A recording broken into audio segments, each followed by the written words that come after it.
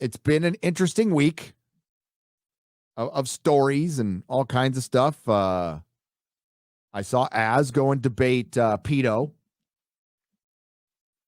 I saw Jeremy face some of his accusers over the last week, which was hilarious. By the way, that's what prompted the tweet from a few days ago. Some people said, well, why don't we hear from the other side on my channel? Well, Nerdrotic is the other side. You must be speaking of the side of the corporations, the creatives, Hollywood, the G4s of the world who are telling you to fuck off and calling you sexist. That's the establishment. There is plenty of representation over there. You want to hear the other side from us? There are thousands of channels on this platform. There are hundreds of fucking websites to choose from. Nerdrotic.com. It's on Substack. This is an article that was by Peter Kiefer and Peter Savadnik. Hollywood's, I should share it first. That would probably be helpful. And it's fascinating that this came out almost the same day as the Bob Chapek article came out. And it gives you two sides of the story, and it tells you what we're up against, and it tells you how tough this fight's going to be. This is why we can win. We can win. But it ain't going to be an easy win. You can't we'll win. No, you need to be involved if we're going to win. And I'll tell you how you can be the change you want to be.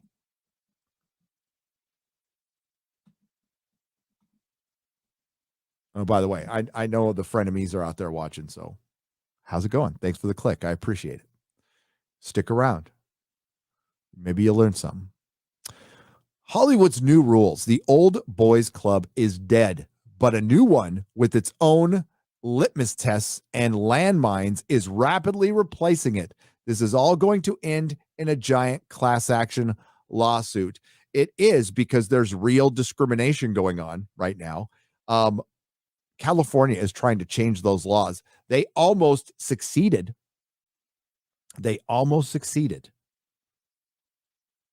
And it got shot down in the last election.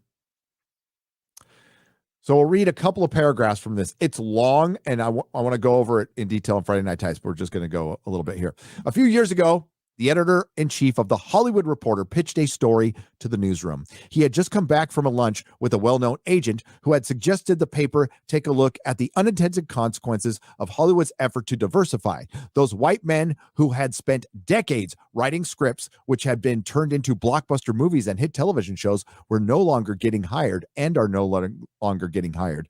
The newsroom blew up. The reporters, especially the younger ones, mocked the idea that white men were not on the outs. The editor-in-chief, normally self-assured, immediately backtracked, and he looked rattled. It was a missed opportunity. That story wasn't just about white guys not getting jobs, nor was it really about the economics of Hollywood. It was about the stories Hollywood told and distributed and streamed on screens around the globe every day. And it was about this massively lucrative industry that had been birthed by outsiders and emerged out of the lemon groves into glamorous, glitzy mosh pit teeming with chutzpah and broken hearts and unbelievable success stories, and had made the American dream real, pulsating thing for Americans and billions of other people who thought that if you could imagine something, anything, you could will it into being. It was a story about who we aspired to be. After the meeting, a reporter approached another editor about pursuing it. The editor told the reporter to drop it. No one, he said, at Hollywood Reporter, one of a handful of trade publications that covers the ins and outs of the entertainment industry, was going to risk blowing up their careers over it. The explosion of woke, as one longtime producer put it, didn't come out of nowhere. So we're going to go all the way down here to this paragraph.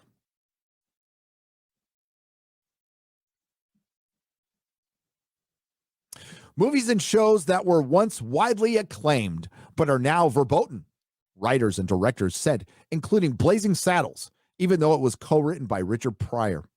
The Bad News Bears, even though it featured a multiracial cast. Tootsie, because transgender activists. And Rocky, bad guy cannot be black, a director explained in an email. Nor would The Wizard of Oz get greenlit. The Munchkins? Forget it, the director said. Nor would All in the Family. Probably the most influential show of the 1970s, Archie Bunker, the main character, is basically a Trump voter, a producer explained. South Park, which debuted in 1997, has been grandfathered in. Otherwise, no way, another producer said.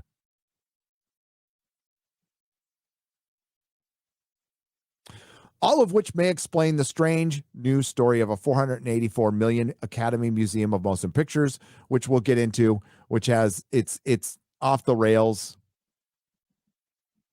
This article is good, but it misses the mark on a couple of things, and that's why they bring up the Quentin Tarantino in June said, Bill Maher's show said, it's like ideology trumps art. Ideology trumps individual effort. Ideology trumps good. Trump trumped Hollywood. This all happened because of Oscars So White, Me Too Time's Up, and the election of one Donald Trump. But this started with the Obama administration. The Obama administration was very cozy with Hollywood. What Obama recognized is he had become a cult of personality to the cult of personality, and he was willing to use that to assert power, to seat power that is long-lasting past, say, the term limits of a presidency. Anybody would do it. I'm not saying it's a massive conspiracy. I'm just saying there was a lot of very happy accidents to bring us to the Hollywood, to the system that we have today that is working in tandem with big tech, the mainstream media, big Hollywood. These are all competing entities.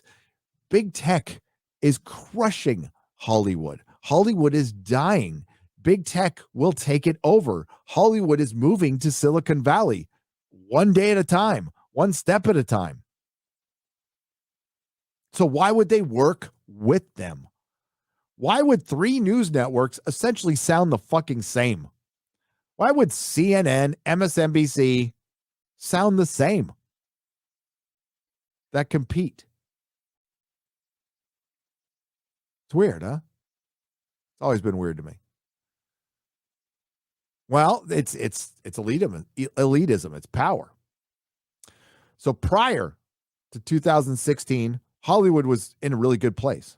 It was. Let's go to 2014. What Marvel movies came out in 2014?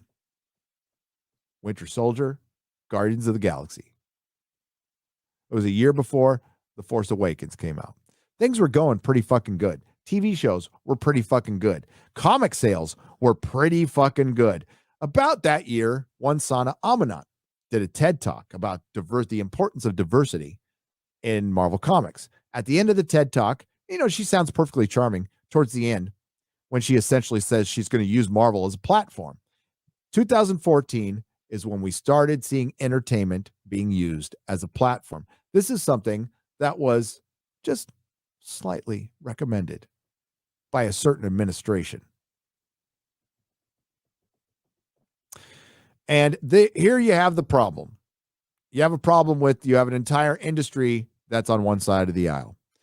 You have the workers who work within the system, federal worker, state worker, who are largely on one side of the aisle. You have our news industry, who's largely on one side of the aisle.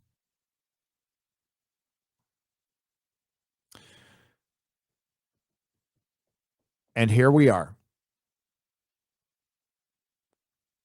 Creators of entertainment are at war with their audience.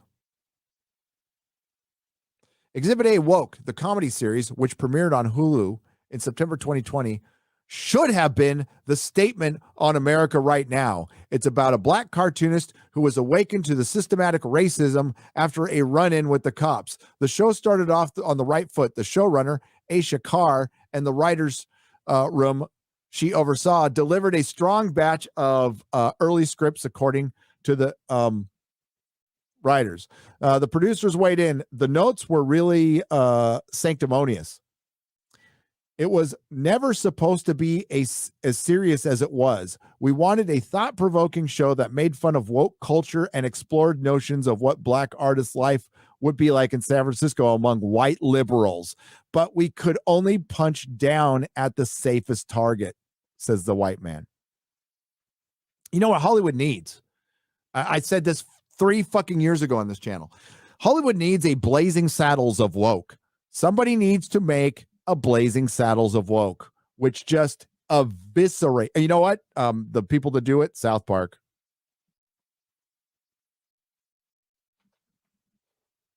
If they have the balls to do it, I mean, take the gloves off and I mean, go after them hard and make them look as stupid as they are. Oh, but you can't.